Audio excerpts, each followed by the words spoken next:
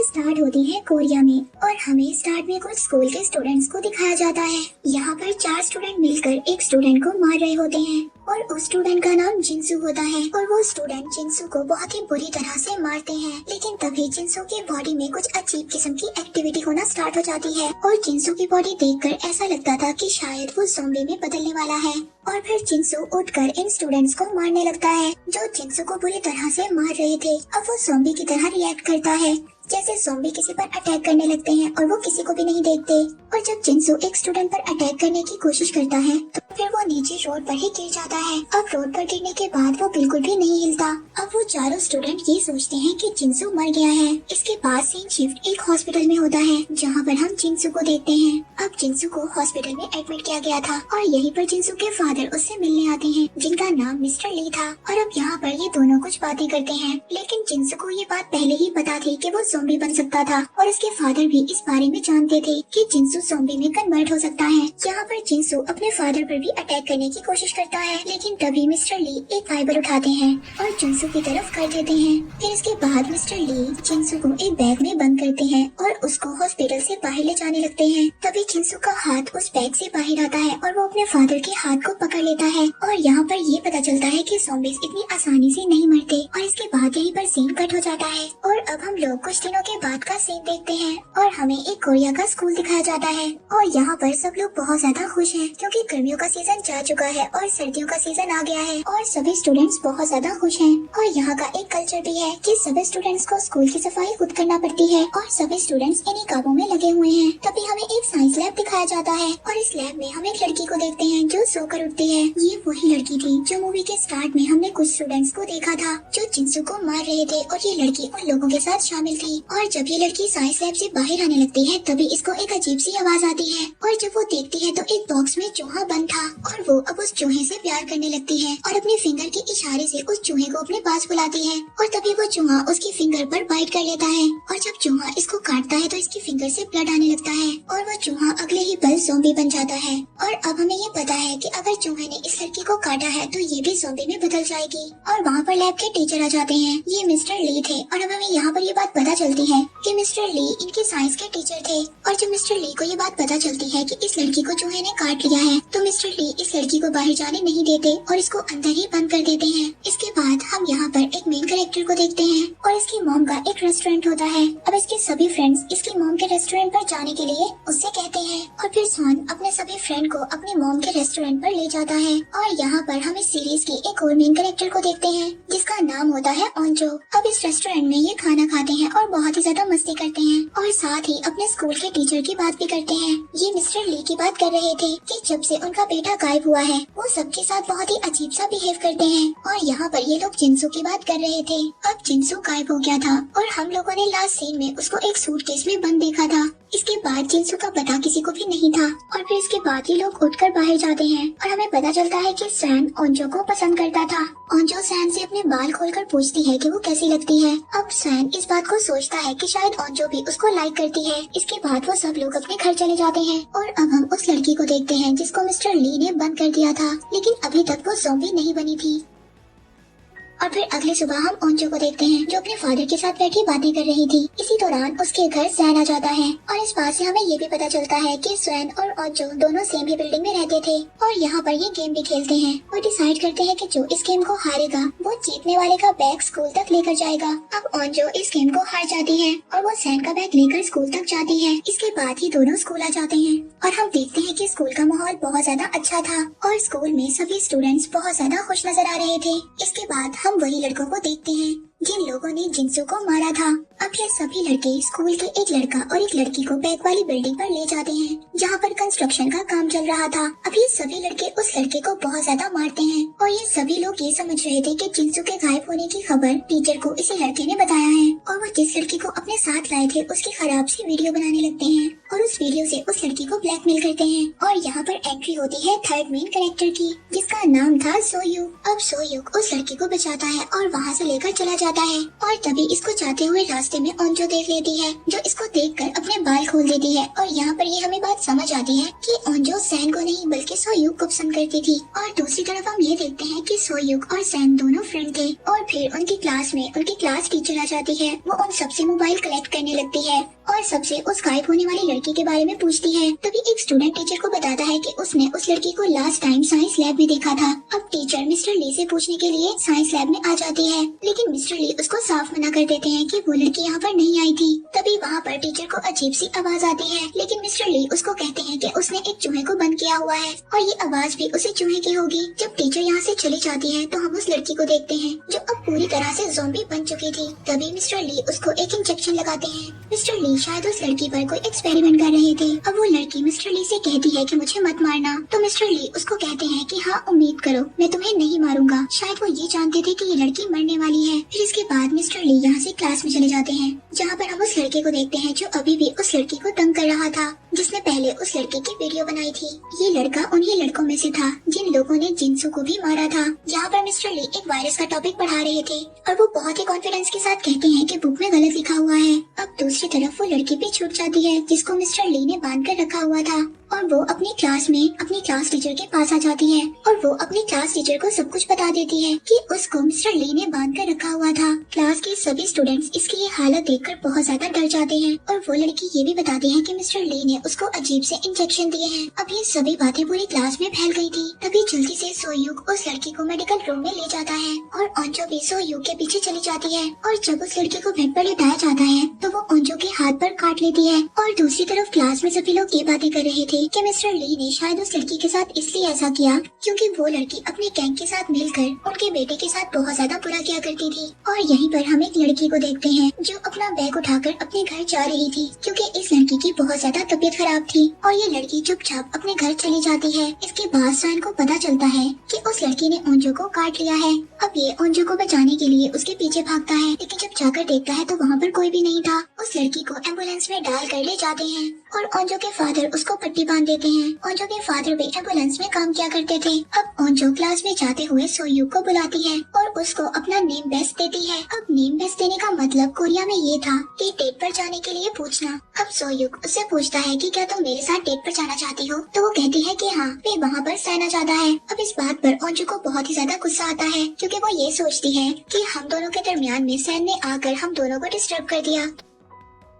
दूसरी तरफ मिस्टर ली जब लैब में आकर चेक करते हैं तो वो लड़की वहाँ पर नहीं थी और वो बहुत ही ज्यादा टेंशन में आ जाते हैं। तभी वहाँ पर स्कूल के टीचर्स आ जाते हैं और वो मिस्टर ली से उस लड़की के बारे में पूछते हैं और उनको पकड़कर प्रिंसिपल के ऑफिस ले जाते हैं। वहाँ पर मिस्टर ली उनको बताते हैं कि उस लड़की को बाहर नहीं भेजना चाहिए था, उसको क्वारंटाइन में रखना चाहिए था। लेकिन इस सभी मामले को प्रिंसिपल पुलिस तक ले जाना नहीं चाहते थे। लेकिन अब मिस्टर ली प्रिंसिपल से कहते हैं कि जब मेरे बेटे के साथ इस स्कूल में इतना बुरा होता था तब तो आपने कहीं पर भी एक्शन नहीं लिया। लेकिन तभी वहाँ पर पुलिस भी आ जाती है और मिस्टर ली को अरेस्ट कर लेती है। और दूसरी तरफ हम स्कूल की एक मेडिकल टीचर को देखते हैं जिसको इस लड़की ने काट लिया था और वो फौरन ही ज़ॉम्बी में बदल जाती है। हम स्कूल में देखते हैं कि यहाँ पर ब्रेक हो जाती है और फिर सभी स्टूडेंट लंच करने के लिए कैंटीन पर चले जाते हैं। कैंटीन में ओंजो बैठी अपनी फ्रेंड से बातें करती है कि वो सोयूक को कैसे प्रपोज कर सकती है। और दूसरी तरफ हम सोयूक को देखते हैं जो किसी दूसरी लड़की को इम्प्रेस करने के चक्रों में था। ये लड़की क्लास की प्रेसिडेंट थी।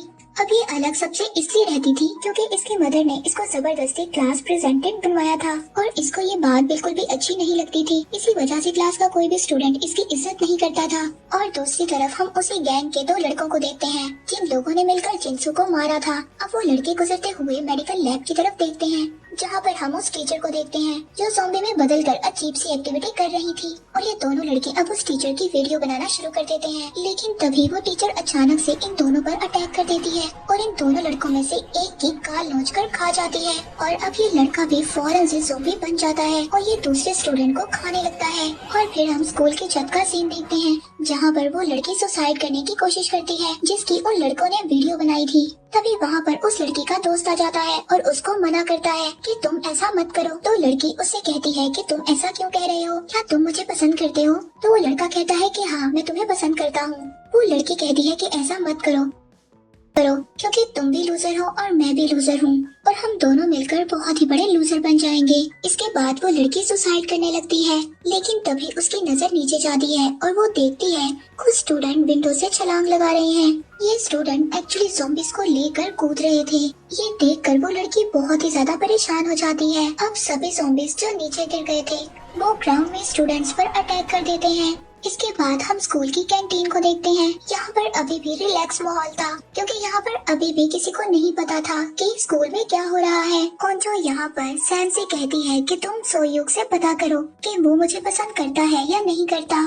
ये सब सुनकर सैन का दिल टूट जाता है और वो उसकी हेल्प करने के लिए मना कर देता है। तभी ओंजो विंडो पर देखती है कि वहाँ पर बहुत ज्यादा स्टूडेंट्स भाग रहे हैं और तभी उसकी नजर पीछे जाती है। वो वहाँ पर देखती है कि वो ज़ॉम्बीज़ भी थे जो स्टूडेंट्स को नोच नोच कर खा रहे थे। यहाँ पर सबसे पहले हम उस लड़की को देखते हैं जो उस गैंग का हिस्सा था। वो सबसे पहले ज़ॉम्बी बना था और वो यहाँ पर आकर फौरन ओंजो पर अटैक कर देता है। अब इस सीरीज की एपिसोड 2 में हमें दिखाया जाता है कि कुछ स्टूडेंट्स ग्राउंड में खेल रहे थे, तभी उन पर ज़ॉम्बीज़ आकर अटैक कर देते हैं और ग्राउंड से सभी स्टूडेंट्स भागने लगते हैं। इसके बाद हम प्रिंसिपल के ऑफिस को देखते हैं, जहाँ पर वो सब टीचर्स पर चिल्ला रहे थे और ये स्कूल का प्रिंसिपल इस बात पर सबको डांट रहा होता है कि ज़ॉम्बीज़ वाली बात न्यूज तक चली गई है और ऐसा नहीं होना चाहिए था। लेकिन एक टीचर को ये बात बिल्कुल भी पसंद नहीं आती। अब वो अनाउंसमेंट करने के लिए बाहर चली जाती है, तभी वहाँ पर एक ज़ॉम्बी आ जाता है और एक टीचर को खा लेता है। इसके बाद हमें कैंटीन का सीन दिखाया जाता है, जहाँ पर हमने देखा था कि ओंजो पर एक ज़ॉम्बी ने अटैक कर दिया था, लेकिन तभी वहाँ पर सैन आकर ओंजो को बचा लेता है। अब सैन ओंजो को बचा लेता है और वो दोनों विंडो से छलांग लगा देते हैं, लेकिन बाहर भी बहुत ज्यादा ज़ॉम्बीज़ थे। अब वो दोनों ज़ॉम्बी से बचते हुए गेट की तरफ भागते हैं, तभी वहाँ पर एक ट्रक का एक्सीडेंट हो जाता है, क्योंकि इसका ड्राइवर भी ज़ॉम्बी बन गया था। अब सैन ओंजो को बचाकर एक बिल्डिंग के फर्स्ट फ्लोर पर पहुँच जाते हैं। अब वो लोग एक क्लासरूम में पहुंचते हैं। वहाँ पर स्टूडेंट दरवाजा नहीं खोलते।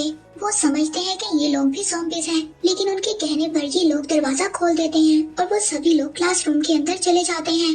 और दूसरी तरफ हम सोयूक को देखते हैं, जो क्लास के प्रेसिडेंट को लेकर भाग रहा था और वो भी अब विंडो के जरिए इस क्लासरूम में आ जाता है। अब क्लास में सभी लोग इकट्ठे हो गए थे। दूसरी तरफ उस पहली वाली लड़की को देखते हैं जो सबसे पहले ज़ॉम्बी बनी थी। अब उसको हॉस्पिटल पहुंचा दिया जाता है और हम मिस्टर ली को भी देखते हैं, जो कि पुलिस स्टेशन में थे। अब यहाँ पर मिस्टर ली के बारे में हमें एक बात पता चलती है कि वो पहले एक साइंटिस्ट थे।